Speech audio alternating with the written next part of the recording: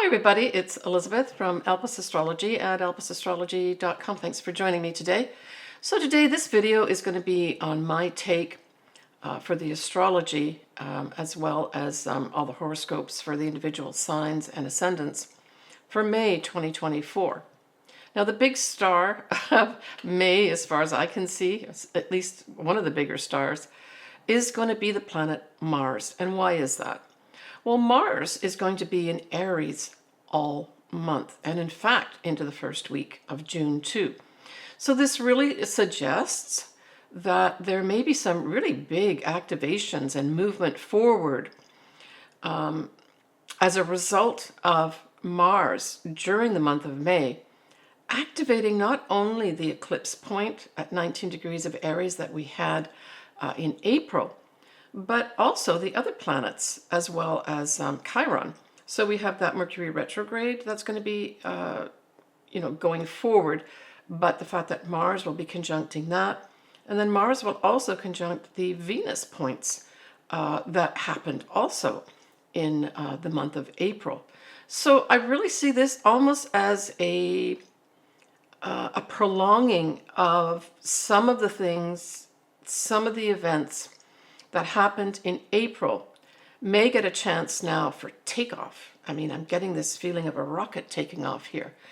And so, I'm making this video actually the day before the eclipse, the total new moon eclipse at 19 Aries.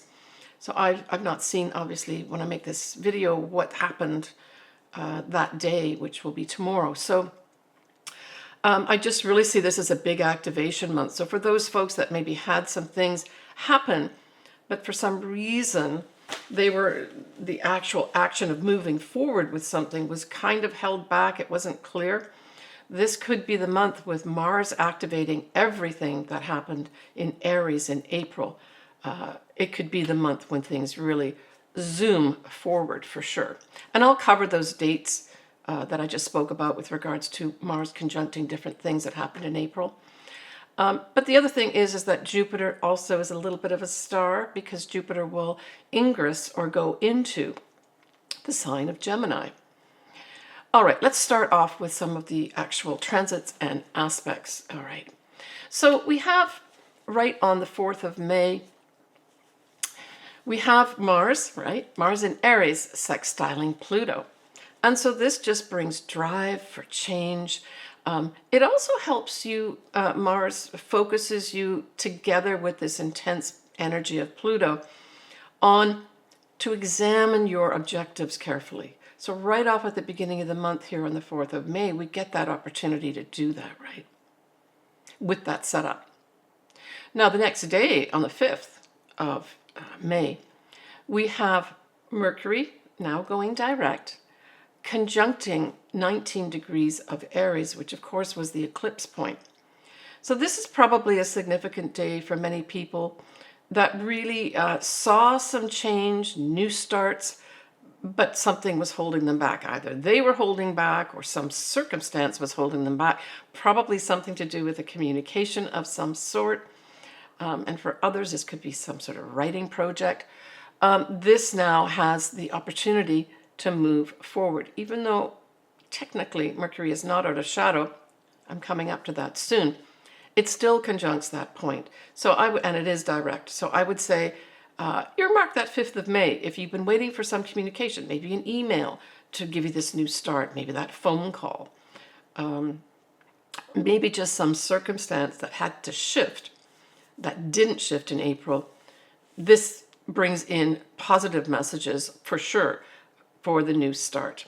And I see this as a visual of, runners at the starting line and then that gun going off to say start, right?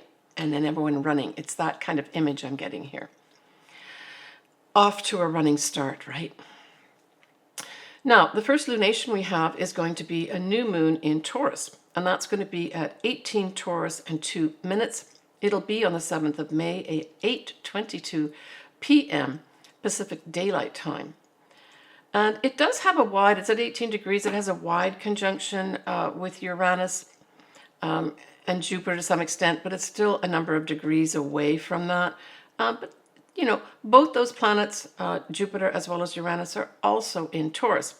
And they're accompanied by Venus at 10 degrees of Taurus. So Venus does not conjunct this moon, but it's in the sign, and Venus is in its home sign, right, of Taurus.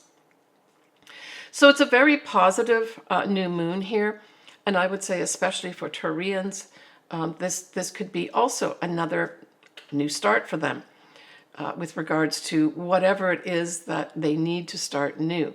So we're really looking at the degree point here of around 18 of Taurus. I sometimes take a degree or so on either side of the 18 degrees to have anything significant happen. But if you do have your birthday around this time, the 7th of May, that whole effect is going to be for your whole birthday year in terms of newness, right? But generally speaking, this is the Taurian new moon. So happy new moon birthday to all my Taurian clients as well as viewers. We have Mercury, which is direct, will be conjunct Chiron at 21 of Aries. And then the sun and the moon, because it's a new moon, we know the sun and the moon are together, will be sextiling Saturn. So this is, to me, a very lovely setup for opportunities to put either our spirituality in place, opportunities to change structure of some sort. And for some people, it may actually be, because Taurus can refer to, certainly, the master builder refers to, building structures, right? And so with that influence of Taurus here and Saturn favorably by sextile, some people may literally be building their homes, or metaphorically building a new home situation, right? And so I see this as a really positive new moon, generally speaking. With Mercury conjunct Chiron, there may be some news with regards to our health, positive news with regards to our health that helps us make some kind of new start. Maybe we'll finally get some actual real research regarding maybe safety of the vaccines, or just general understanding of long-term effects of that whole COVID situation that we've had. So when we move now to the 12th, 13th of May, we have the sun in Taurus will be conjuncting that degree point that both Jupiter and Uranus conjuncted, right? So that's around 21, 22 degrees of Taurus in April, on the 20th of April. So the sun coming up in over these degree points is going to also, I would say, illuminate something for you with regards to freedom, change, that type of thing. And again, with Jupiter, of course, we always talk about, foreign people, foreign things. It's the law as well. But, when the sun brings that big illumination to that, there's going to be some better understanding of what was really going on, or what really happened, right? And the sun also can represent a male figure. And so if we take this out to the collective, there may be some really big spotlight put on a male figure that we can take back to around the 20th or 21st of April of some big event that happened, right? But we could also say that for us individually, if you've got this set up, so we're looking at 21, 22 degrees of Taurus, just take care with regards to, putting yourself in situations where you could potentially have an accident, because this can make you accident prone as well. So just take care with what you're driving, anything that you're doing around your home or work. Don't take risks, that type of thing. But certainly this day is going to have, if you've got this degree point aspected for you, really wanting to seek change and freedom, right? And Jupiter on top of that, really saying and expanding that feeling. And then the sun on top, illuminating it.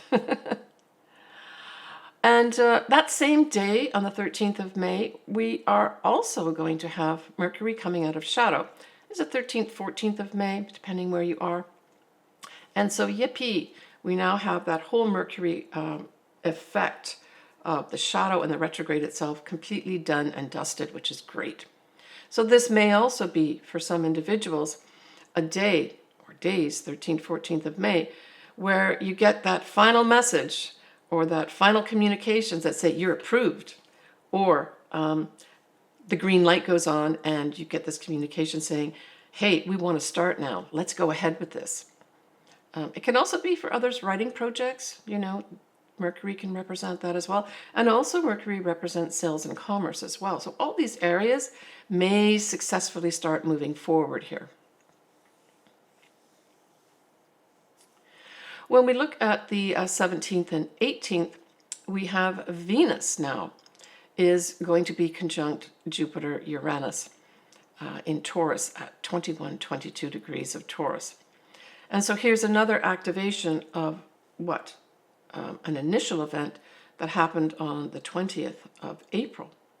Now, I would say that Venus here is going to bring a spotlight potentially to finances. I'm getting that more. Now, in the US, it might be that the Fed, there's some rumblings with the Fed. My understanding is that's probably more likely in June, but there may be something that comes up at this time that's a surprise with regards to monies. Now I'm talking about a collective level. But certainly if you've got this aspecting, so 21, 22 degrees of Taurus, with Venus on top of that and Jupiter and Uranus aspected, you could get some unexpected money coming your way. I mean, Venus also can represent love. So again, individually, some folks may unexpectedly fall in love that day or days, 17th, 18th, right? When we go the next day, we're looking at the 19th of May. This may be a significant time in terms of real action. And that is because Mars will conjunct the north nodes at about 14 degrees of Aries. And certainly, our collective destiny could be activated here. Now, this can also bring up things like aggression. This is Aries we're talking about here, and Mars, of course, rules Aries. So very comfortable here and has power. So there could be some powerful thing that happens here with regards to our collective destiny path and new ways of moving forward, right? The next lunation that we have is going to be on the 23rd of May. And it's a full moon in Sagittarius. So it's a full moon at 2 Sagittarius, 55 minutes. So it's almost at 3 degrees. It does sextile Pluto within a degree or so. And that's really positive. It's at 6:54 a.m. and that's Pacific Daylight Time. So this is just a lovely setup on its own, right? That full moon sextiling Pluto in Aquarius. I really feel that there may be a real sense of hope and transformation, or more like the transformation that's happening is very hopeful and very future oriented. And again, I think there's this tie in because it's Sagittarius, and Sagittarius rules foreign people, foreign things, but also the law. It's almost like I'm getting this feeling of powerful energies coming in here to provide almost like shoring up things to some extent in a positive way. So we will have the moon sextile Pluto, but then of course, because it's a full moon, we'll have the sun trine Pluto. Now going together with this positive stuff that's happening at this full moon in Sagittarius, we also have something very interesting going on. We have Neptune at the anaretic degree of 29 Pisces, but we also have Jupiter as well as Venus at 29 degrees of Taurus. And so to me, this is like a huge culmination of energies. The anaretic degree is a critical degree in astrology. And as you know, the next thing that happens after 29 is you go into the first degree of the next sign. And so this is a real push of energies. I see this, the money markets, something big is going to be happening here with regards to our money markets for sure. Now, that moon that's in Sagittarius is in a fire sign, right? Sagittarius is a fire sign. And again, going back to April and many things that were happening in Aries, it trines, right? It trines anything in Aries. And so that moon goes on to trine everything that's in Aries as well, because, you know, that moon starts at 2 degrees. And so here's another activation of, and this I would say is very, very positive too. I mean, Jupiter as a sign is very forward thinking, future oriented, the big picture. So I really like this setup of this concentration of energy that is positively aspected, right? So let's just go over that again. Venus and Jupiter at 29 degrees of Taurus will be sextiling Neptune at 29 degrees of Taurus. Now, for sure, Jupiter can expand and grow anything to do with Venus. And Venus, like I said, is money markets potentially could grow here very positively. We could also have individually people falling in love or having the opportunity to fall in love. But it also can rule our values too. So for others that have this aspect, 29 degrees, your value you may attract in great value for yourself. Now, the other thing about Neptune is it can rule, you know, the waters. It also can rule, you know, the ethers and vapors, that sort of thing. Drugs, alcohol as well. So something like this could also, you know, be brought up, especially if we look at, you know, the day after this full moon on the 24th, we will have that moon at 18 degrees of Sagittarius, square Saturn at 18 degrees of Pisces.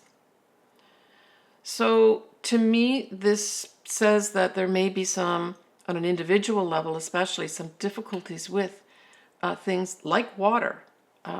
Literally, water comes to a standstill for some reason.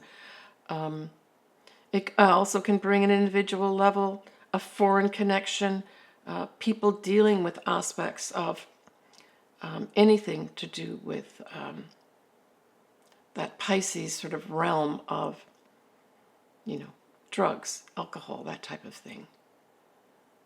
But water could come into the picture here again too, and not in such a positive way. It's like maybe we're going to go back to something big happening in the Red Sea area again, because it's a Sagittarius moon and that's foreign people, foreign things, right? Yeah. So that's on the 24th. We've got that square of the moon moving forward in Sagittarius, squaring Saturn. On the 26th, now this is a date to mark on your calendar, we have Mars, still in Aries, conjunct that degree point of 19 degrees of Aries, where we had that total new moon eclipse in April. So this also will be, again, this activation of some sort, the potential to move forward with all those new things that you want to do, the potential to move forward with maybe a new version of yourself, where you take the reins and say, I'm going on this path now. I guess the only caution would be, you know, respect others around you, and, you know, you can be assertive about what you want, but take care, of course, of other people's opinions and feelings as well, right? Now, that same day on the 26th, we're going to have Jupiter now at 0 degrees of Gemini. I think that's awesome too. Venus will trine Pluto at 2 degrees, followed by Jupiter trining Pluto at 1 degree, right? Because we've got Pluto going retrograde. So I would say that that 26th is certainly a day to mark on your calendar for some shifts, some like real shifts. Okay, it's finally happened. All the preparation that I've done, all the things that I've set in place here are now going to move forward. Jupiter in Gemini, I did do a video on this. I'll put the link here below. But Jupiter in Gemini can certainly bring a big focus on expanding just communications on its own. Writing can expand. Jupiter also can rule the law. So I see it going into Gemini where the law working together with other people, that's also Gemini working with others, right? To publish or make known different things to do with the law. So we may have some big things that happen around the law at this time on a collective level too, where we hear a lot more about it and a lot more movement forward with it, right? And then the Venus trining Pluto, followed by Jupiter trining Pluto, is also awesome. Good news about money. Good news about foreign things, and Jupiter again can be the law too. And if this is something that aspects your chart, some folks may actually be getting the opportunity to publish some kind of writing project. In fact, there may be something, in the press about some significant tome of some sort that is published that's significant for us to read. That may come up here too, by the way. All right, the 29th and 30th of April, we have that Mercury will be conjunct Jupiter and Uranus at 21, 22 degrees. We already know what that means. That goes back to April too. So there may be some significant communication of some sort that comes through 29th, 30th of April. That's going to be very important for some kind of shakeup. Now, the shakeup could be happening again in our money systems, right? Because we're talking about this happening here in Taurus, right? Mercury conjunct Jupiter and Uranus and Taurus. So this could be news about that. If you've got this in your personal chart, this could just be good news that you've been waiting for that changes everything for you in a positive way. So we end on the 31st with Jupiter trining Pluto at 1 degree. And I see this really as a time period of wrapping up this month of May, where for some, you're going to have professional success, right? There may be some kind of communications to do with sales and commerce, and also taking calculated risks. That trine that involves Gemini and Aquarius also can be some big transformation with regards to anything to do with, say, our social media. Now, it's a trine, so it's positive, so there may be some new introduction of something that helps transform the way we communicate on social media. Yeah, let me just see about that.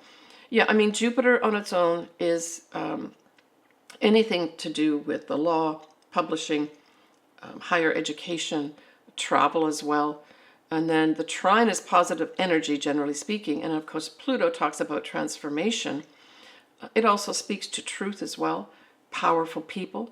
So there may be some very powerful speeches at this time too, towards the end of May, that are very transformational. And at an individual level, if you've got these degree points, we're talking about 1 degree or so of Gemini and 1 degree of Aquarius, and you have to make some kind of presentation or appeal to a number of people or a group, this could be great success for you towards the end of May. I just wanted to mention that my lovely, loyal, kind, wonderful just dog, Sasha, is no longer with us. And I just wanted to thank the people, this was a couple years ago, kindly sent money for her operation, which actually was successful a couple years ago for her many tumors. But unfortunately, those tumors came back a year ago, and so I've had this opportunity for a year to be with her, even though these now could not be operated on. And so they really were just going to continue to grow, and it was time to say goodbye to Sasha, but I just wanted to thank everybody. And you'll see a picture here of her, one of the last pictures I took of her, and I hope she's having lots of fun with the other 2 dogs that are up somewhere, barking around and running around having fun. All right. So I'm also going to cover next here sort of a peek ahead for June. and then I'll go into your individual signs and or ascendants you pick. So when we have this little June peek at the astrology, you can look forward to in June a new moon in Gemini. And of course, remember that we're also going to have Jupiter now in Gemini, right? There'll be a full moon in Capricorn at 1 degree. Mercury and Venus will actually be together at 1 degree of Cancer. So Cancer, that could be some nice stuff for you coming up. Yeah, all right. Let's stop there and let's go into the different sun signs and or ascendants. So we'll start this off with you, Taurus. And so that new moon, Taurus, is your new start for your new year. So happy new year to all my Taurian clients as well as viewers. Yeah, I mean, what's so great about this for you, Taurus, is that, you know, the sun, Venus, Jupiter, Uranus, you know, they're all in Taurus, just bringing change, freedom, turnarounds, increase in activity, that type of thing. Potentially also for money to come in that you've been maybe waiting for. Love comes in for you. Maybe all these things are going to come in for you at this new moon, right? Especially if you do have this new moon around your birthday time. So that's going to be May 7th. So it's really positive. Now that sun and moon at that new moon will sextile Saturn too. So this is going to give you opportunities to put new structures in place for yourself. For others, it may actually suggest new opportunities to put structures around your spiritual practice, right? So don't forget that Saturn actually is in Pisces, right? And so this can do that type of thing too, where maybe some spiritual practices of some sort become much more important for you, and you're able to put initiatives in there that really help you. When we look at the full moon in Sagittarius, that's going to be your 8th house, Taurus. And, you know, we're also going to have, at that time, Mercury will be in Taurus. Of course, we're also going to have all those other planets, like I just spoke about with your new moon. So there's going to still be, even at that full moon in Sagittarius, you know, a really big emphasis still on Taurus as well, right? Yeah. Maybe some messages will come in for some Taurians around that full moon, or some message about an ending to maybe a long drawn out legal battle, because certainly Sagittarius can rule things like legal things. For others, it may just be a big tie-up with regards to, you know, you ending some big trip that you have, or ending the planning for a big trip that you want to go on, right? But it's lots of big changes for you, Taurus, positive changes and new starts for both these moons, even though one's a new moon in your sign, and then there's the full moon in Sagittarius. Yeah. The 8th house also rules things like shared resources. So for some Taurians, you may take a good look at what is it that you're investing in here. For others, maybe you're going to retire, and this full moon represents a time when you're going to access retirement funds of some sort, investments, pensions, 401ks, that type of thing. I mean, certainly Sagittarius can refer to looking at the big picture. And so I would say that this could be a time, Taurus, for you to look at the big picture of your finances, especially any kind of things that I've spoken about, like savings, shared resources, bank accounts. There may be some kind of illumination for some reason for you at this time. All right, take care, Taurus. All right, folks, so that's it for me for this month. As I mentioned, that whole Mars in Aries will be activating all the things that happened in Aries in April in a positive way, right? Initiating them forward with action and momentum. So I love hearing from everybody. If you've got any comments, please put them below. I love doing charts. I love talking astrology. So for anybody that would like to have their chart done, all my contact info and how you do it is below. Just go to my services and pick out what you want. I'm wishing everybody a very happy May. It's a time, certainly in the Northern Hemisphere, where we've got all the flowers coming up, peeking through, and really bringing, I feel this month of May, I feel the word joy is a word that I think pertains to it overall. So have a joyous month. Enjoy everything happening around you. Beautiful energy in the spring energy for us here in the Northern Hemisphere. Take care of yourself, sending everyone lots of love. Bye for now. Hi everyone, it's Elizabeth here from Alpus Astrology. I'd like just to give you a little more detail about what I do with regards to the services I can offer you. Certainly I suggest that if you've not had your chart ever done, this would be a good time to do it. Contact me, all my contact details are below, and we can talk to each other back and forth and arrange something for you. So I offer different services. I offer a full astrology report for two of my services. One is where I look at both your natal chart and your progress chart in detail. I accompany that with a physical chart as well as your charts that I'm looking at for that year. I do what's called a transit chart, which really involves your progressed chart for that year in combination with your natal chart. I give you a report for that as well. Typically, I'd be updating an existing report for you. I have a lot of clients that come back to me yearly. And then the other service that I offer is a combination of taking a quick look at the astrology. Typically, it would be a year or 2 year, what stands out for me, looking at that, and then adding in at the end a tarot card reading to accompany it. I record that and send that to you pre-recorded. So that's not a live session. The other two that I do are live session. And then I offer obviously custom. I do a lot of picking marriage dates, compatibility. I typically use what are called Davison charts or synastry as well, where I can combine two charts to see how do these two charts of these people work together. More often, it's going to be sort of romantic relationships, but it can also be business relationships too. How well do we work together type thing by producing one chart. So I do all that. As I said, I would love to do your chart. Contact me below, and we can work together to make that happen for you.